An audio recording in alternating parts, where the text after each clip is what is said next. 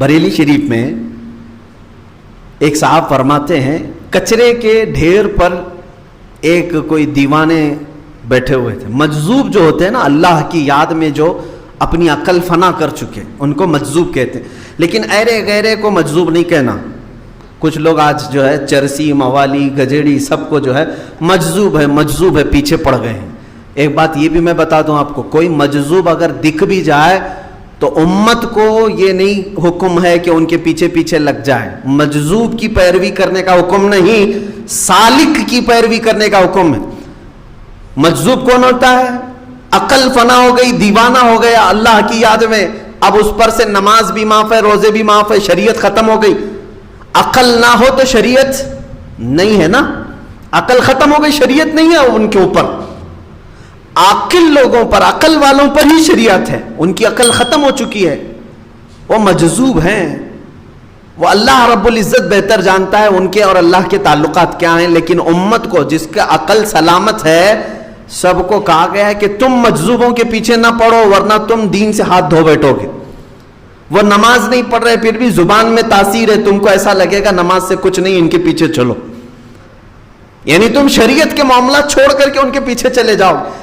تمہیں حکم ہے سالک. سالک کہتے ہیں وہ اللہ کا ولی جو ہوش و حواس میں شریعت پر قائم ہے, اور اللہ کا ولی ان کے پیچھے چلنے کا تمہیں حکم ہے. بریلی شریف میں ایک مجذوب تھے, وہ خالی ایک لنگوٹ پہنے ہوئے تھے, یعنی چھوٹی سی تہبند جو ہے ایک کپڑا, اور باقی پورا بدن ننگا. کچرے کے گوٹ ایک ڈھیر پر بیٹھے رہتے تھے. ایک صاحب وہاں سے گزر رہے تھے, وہ مرید تھے سرکار مفتی اعظم ان کی. اس مجذوب نے بلایا, اے ادھر آؤ, کہاں جا رہا ہے؟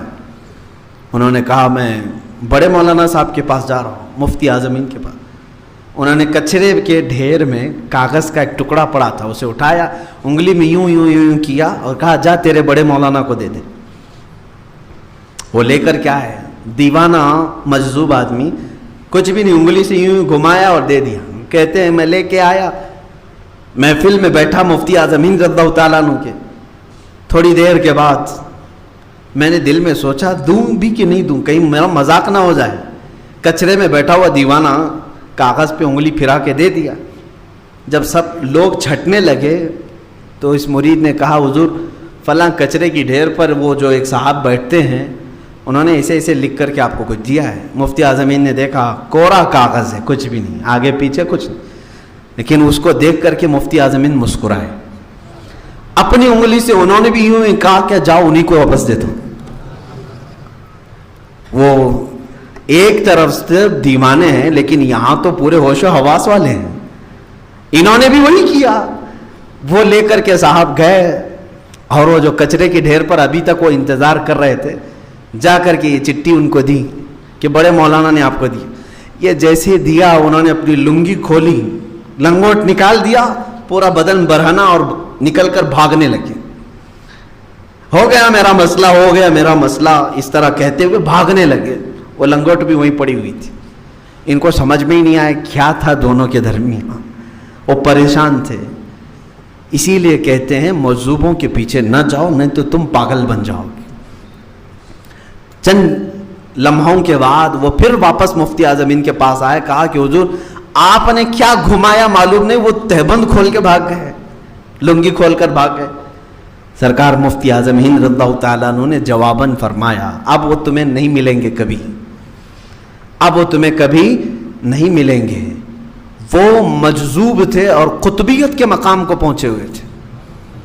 اللہ رب العزت کے ایک ولی ہیں, انہوں نے مجھ سے یہ سوال کیا تھا, مفتی صاحب اللہ کی یاد میں جو بندہ ساری دنیا چھوڑ چکا ہو, اللہ کی یاد میں جو بندہ ساری دنیا چھوڑ چکا ہو, دنیا کی اگر کوئی چیز اس کے جسم پر ہے تو ایک تہبند ہے, کیا تمہاری شریعت وہ تہبند بھی اتارنے کی اجازت دیتی ہے؟ شریعت اس بات کی اجازت دیتی ہے. مفتی اعظم ہند رضی اللہ تعالیٰ عنہ نے کہا میں نے جواب میں یہ لکھا جس نے کل دنیا چھوڑی ہو اور جس کی عقل بھی نہ ہو اس کے لیے نہ تہبند کی ضرورت ہے نہ کسی کپڑے کی ضرورت ہے. میں نے جواب میں یہ لکھا, انہوں نے تہبند کھولی اور چلے گئے. یہ اہل اللہ کے درمیان کے معاملات ہیں. میرے عزیزوں، شریعت کی یہاں پر باریکی سمجھانے کے لیے مجھے پھر اور لمبا وقت چلے گا کہ ایسا کیسا مسئلہ ہے کہ کسی کو ننگا ہونے کا حکم دیا جائے. یہ ان لوگوں کے لیے ہے جو جذب کے عالم میں ہیں، وہ دنیا کی کوئی چیز نہیں پسند کرتے. اعلیٰ حضرت کے زمانے میں ایک مجذوب تھے، اعلیٰ حضرت کے زمانے میں وہ ہمیشہ برہنہ رہتے تھے. ایک دن سنا ہے کہ وہ کپڑے پہن کے آ گئے جب اعلیٰ حضرت آنے لگے، یا پھر کسی ایک دوسرے بزرگ کے متعلق یہ بات مشہور ہے، جنازے میں وہ کپڑا پہن کر کے آئے. جنازہ تھا بزرگ کا، وہ کپڑا پہن کر کے آئے. لوگوں نے کہا بابا جی آپ لنگے رہتے تھے، آج کپڑا پہن کے آئے ہو. کہا پہلی مرتبہ کسی زندے کے سامنے آیا ہوں تو شرم تو آئے گی. بات سمجھا؟ جنازہ ہے، جنازے میں یہ آج پہلی بار کپڑا پہن کے آئے ہیں جو زندگی بھر ننگے رہتے تھے. لوگوں نے کہا بابا جی آج کہاں سے کپڑے آ گئے تمہارے بدن پر؟ تو انہوں نے کہا پہلی مرتبہ ایک زندے کے سامنے آیا ہوں جس کی وجہ سے میں بدن چھپایا ہوں. باقی سب تم لوگ تو سب مردے ہو، تم کو سے کیا بدن چھپاؤں؟ یہ مجذوب لوگوں کی باتیں ہیں میرے عزیزوں. بہرحال سرکار مفتی اعظم ہند کا ایک مقام تھا کہ وقت کے قطب بھی اور مجذوب بھی ان سے فتویٰ پوچھا کرتے تھے، ان سے مسائل شریعت دریافت کرتے. بہرحال سرکار مفتی اعظم ہند کو اللہ نے یہ سارے انعامات دیے تھے، لیکن ان کا ایک شعر جو ہے یہ ہمیں تڑپا دیتا ہے. اگر میں وہ شعر پڑھوں تو سارے لوگوں کا غرور، تکبر، گھمنڈ سب فنا ہو جانا چاہیے. میں کسی کھیت کا مولی نہیں ہوں، میری کوئی حیثیت نہیں جو آج میں کھڑا ہوں. میں شاید مجمع کا سب سے کمتر آدمی ہوں.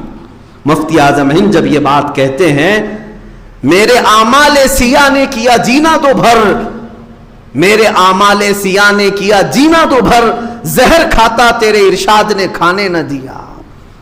ان کے کون سے اعمال سیاہ تھے جو زندگی میں یہ کہہ رہے ہیں 90 سال کی عمر میں کب جوانی آئی کب گئی پتہ ہی نہیں چلا.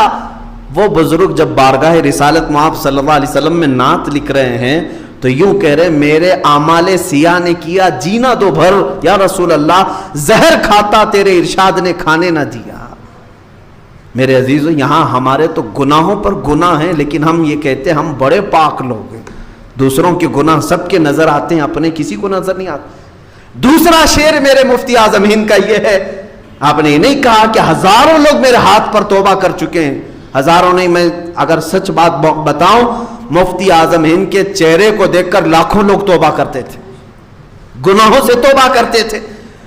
وہ جب یہ رسول پاک صلی اللہ علیہ وسلم کی بارگاہ میں نعت لکھ رہے ہیں تو یوں کہتے ہیں میرے اعمال کا بدلہ تو جہنم ہی تھا. اللہ اکبر. اس کو کہتے ہیں عاجزی اور انکساری. مفتی اعظم ہند فرما رہے میرے اعمال کا بدلہ تو جہنم ہی تھا، میں تو جاتا میرے سرکار نے جانے نہ دیا. یعنی کل ملا کر کے انہوں نے کیا کہا، ہماری زندگی پر اگر کوئی چیز قیامت کے دن شفاعت کا سبب بن سکتی ہے تو میرے مصطفیٰ کی ذات ہے. کبھی یہ نہ سمجھنا کہ میں بہت بڑا متقی ہوں، میں بہت بڑا پرہیزگار ہوں، بہت بڑا عالم ہوں، میرے ساتھ ہزاروں لوگ توبہ کر چکے. یہ غرور اور گھمنڈ کبھی کسی کو نہ آئے. مفتی اعظم ہند رضی اللہ تعالیٰ عنہ جو عاجزی اور انکساری کرتے تھے وہ بہت کم لوگوں میں دیکھنے کو ملی ہے.